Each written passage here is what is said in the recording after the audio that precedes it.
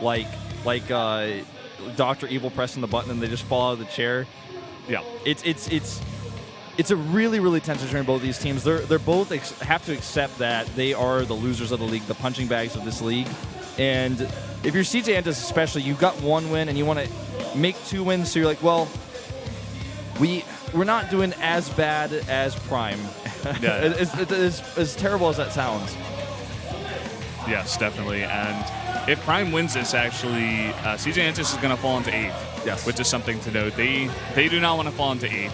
They're going to be headed up by herO, and of course he's going to be playing against DeParture. A new Zerg here, coming out first for Prime. He's going to have to grab that. And I like this, that Gerard Prime is actually putting this guy out. He's saying, like, okay, well, you guys are all failing me, so we're going to put a new guy here first, and we're going to see if he can do it, because the rest of you aren't doing so well. Yeah, they're really not. This has been a tough season for Prime. I think they, like you said before, they all basically need to play like cats. They need to play their hearts out and be perfect today if they want to take this win. And it's not just about today, right? These 2 players are at the bottom. They want to win today and the future days as well. Our first map, Outboxer, is loaded. Who's going to take that momentum? Will it be CJ? Will it be Prime? Let's jump into herO versus DeParture. Brendan and Wolf.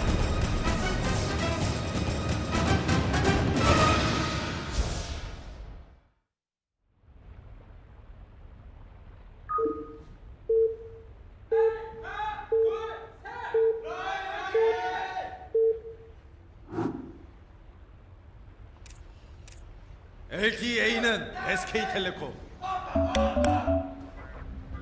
Up here in the top left, we have, for the first game of Pro League, it is herO representing CJ Entus. And his opponent to the bottom right, it's DeParture, the Zerg player in blue. He actually doesn't look very nervous, all things considered. Yeah, I mean, in his situation, maybe he's even feeling like maybe his team doesn't have much hope, but he definitely wants to take this win. But maybe some of that pressure is taken off by the fact, like, he's not really in an incredible miracles position where he's like, okay, we have to win this. Like, we have to get up into that top bracket, because for Prime, you know, you have to feel what they're feeling. They're 8th place right now, and they have not won a single matchup. Yeah. And maybe if they win this one today, you know, we'll get some, you know, unfound energy out of these guys. But so far, we just haven't found it yet.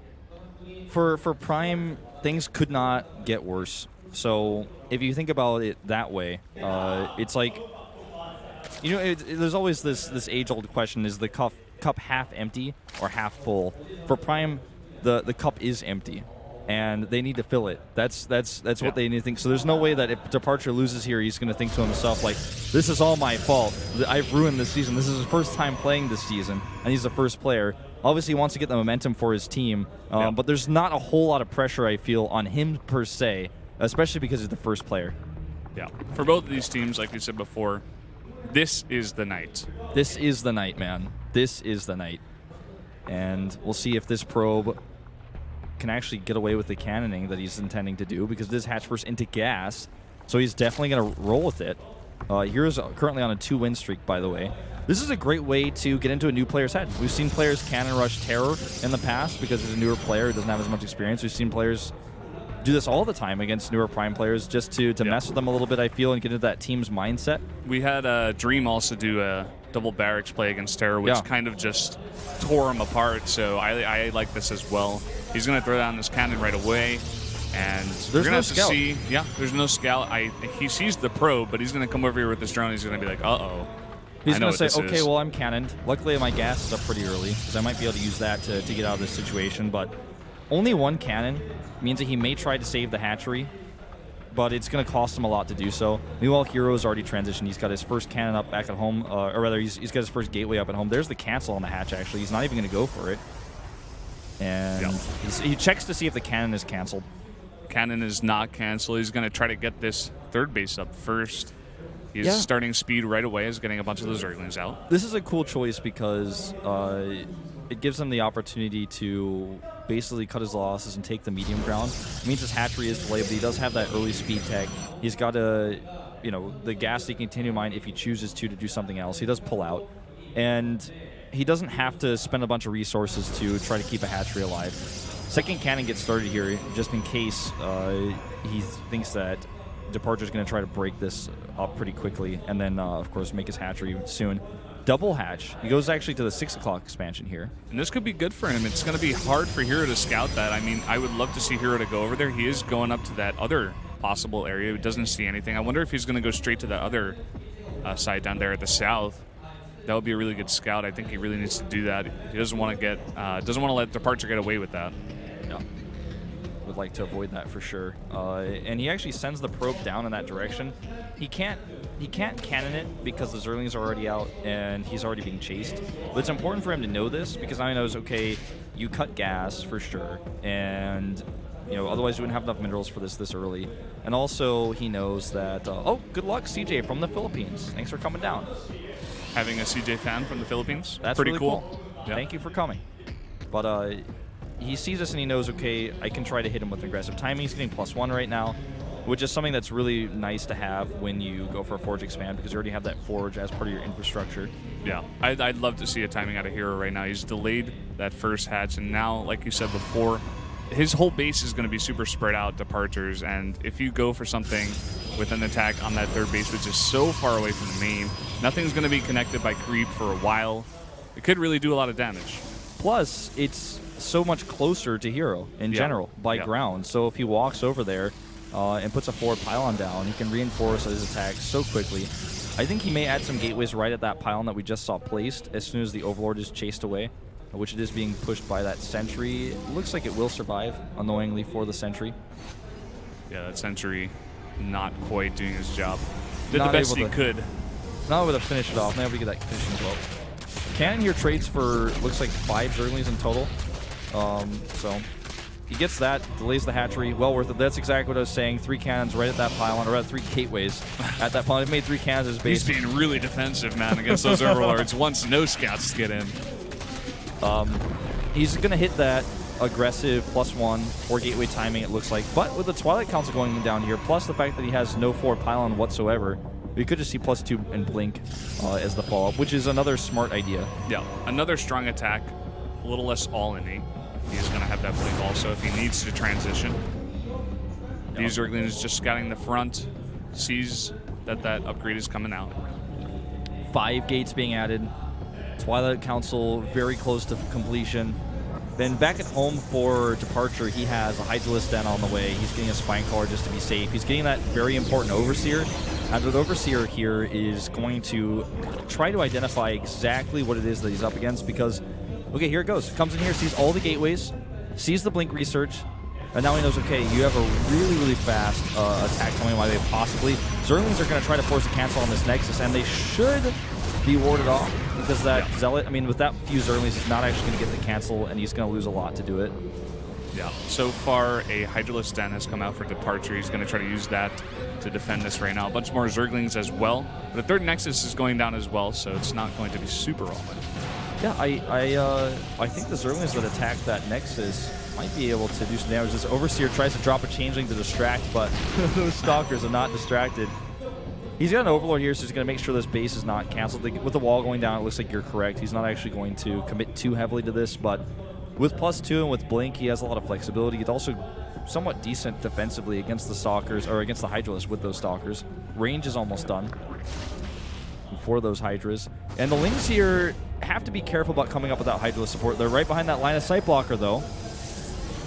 Yeah, we have a couple buildings here as well as a cannon and a lot of sentries for herO, so he's going to be able to ward off this attack. It looks like DeParture wants to put on some aggression, though the Zerglings is trying to get us around, but really nice force fields, and he's going to ward this off pretty easily. Yep, the Hydralisk being pushed away at the back. Sentry is back here actually struggling a little bit to defend these Zerglings. The rest of the Zerglings stuck behind the Hydralisk in those force fields. He tries to get up the ramp here, and he will force his way up.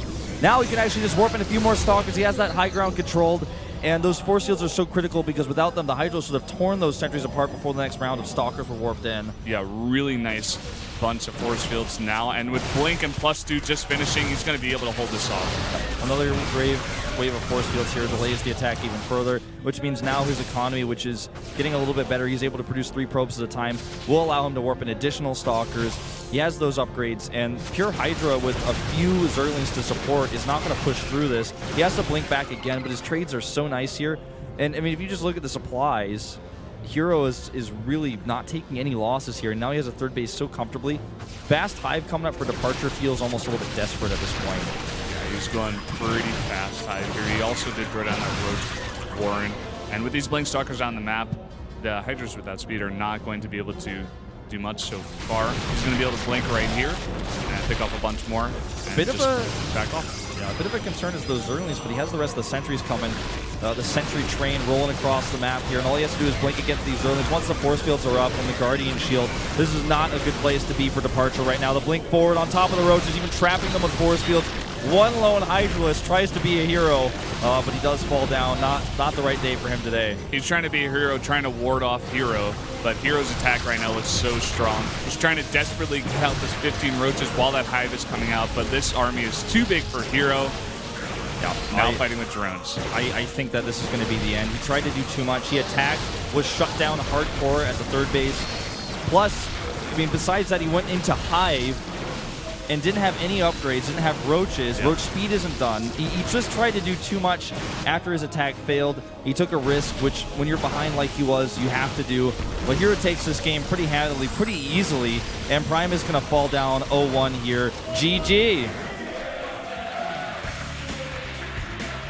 DeParture does not look happy. herO looking satisfied. He should be.